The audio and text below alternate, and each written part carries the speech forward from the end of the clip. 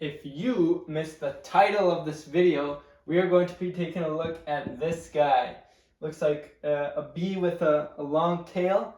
We call him beta, all right? Now, beta is a measure of a company or stock or security or portfolio risk measured through volatility compared to the market or a benchmark.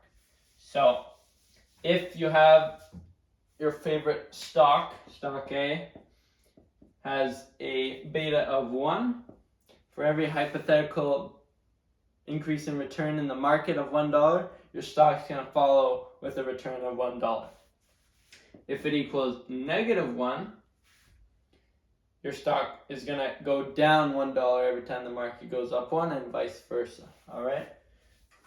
So another way to look at that is with a simple line regression. So if you remember from math class, the formula y equals mx plus b, your m, that's your beta. All right, so if you look at the x-axis as market returns and then the y-axis as stock A returns, for every dollar increase in the market, your stock goes up how much? Or down, and let's say you have a line like that, doesn't matter.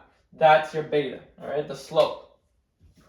Now, there's other ways of calculating it. You can look at statistical formulas using covariance, variance, but we won't get too much into that right now.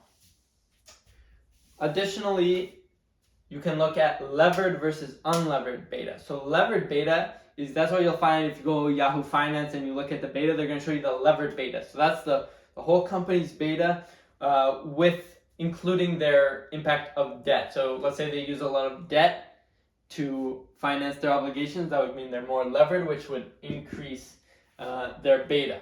All right? And unlevered beta is only looking at the core operations of the business, disregarding the debt and leveraging. So that's the unlevered beta. All right, so beta, very important, very common. You'll see it. I'll make another video on the CAPM, the capital asset pricing model. That's used to predict the expected returns of an asset. And beta is a big part of this calculation, all right?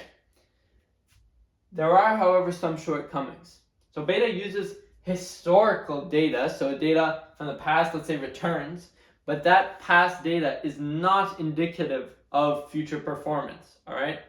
So that's one thing to keep in mind.